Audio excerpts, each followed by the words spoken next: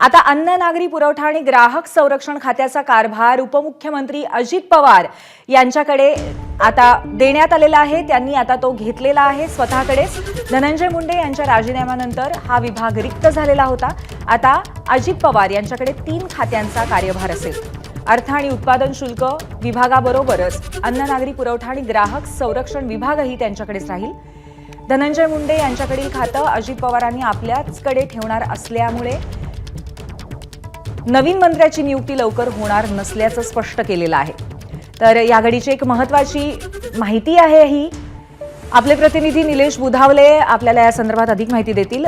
निलेश, धनंजय मुंडे यांच्या राजीनाम्यानंतर त्यांचं खातं कोणाकडे जातं याच्या संदर्भातल्या चर्चांनाही उधाण आलेलं होतं, पण तुर्तास त्याच्यावरती आता पडदा टाकलेला आहे अजित पवार यांनी। निलेश, पूर्वी विधानसभेचं अधिवेशन सध्या सुरू आहे विधिमंडळाचं, आणि त्या कालावधीमध्ये अन्न नागरी पुरवठा खात्यासंदर्भात जे काही विषय येतील त्या विषयाशी संबंधित उत्तर देणं देखील अपेक्षित आहे। आणि त्यामुळेच हे खातं तात्पुरतं का होईना कोणाकडे तरी देणं अपेक्षित होतं। त्यानुसार हे अन्न नागरी पुरवठा खातं जे आहे ते आता स्वतः उपमुख्यमंत्री अजित पवार यांना आपल्याकडेच ठेवल्याचं पाहायला मिळतंय।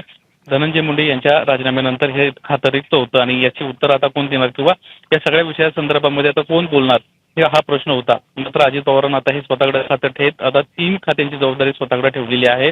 अर्थ आणि राज्य उत्पादन शुल्क यासोबतच अन्न नागरी पुरवठा खातं हे आता अजित पवारांकडे आपल्याला पाहायला मिळणार आहे। पूर्वी धन्यवाद निलेश आपल्या माहितीबद्दल। बातम्यांच्या विश्वातला सगळ्यात मोठा मंच,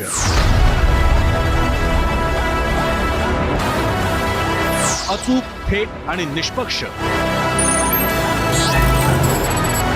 बातम्यांच्या त्याच जगात पुन्हा येतोय आणि घेऊन येतोय चर्चा जनहिताची।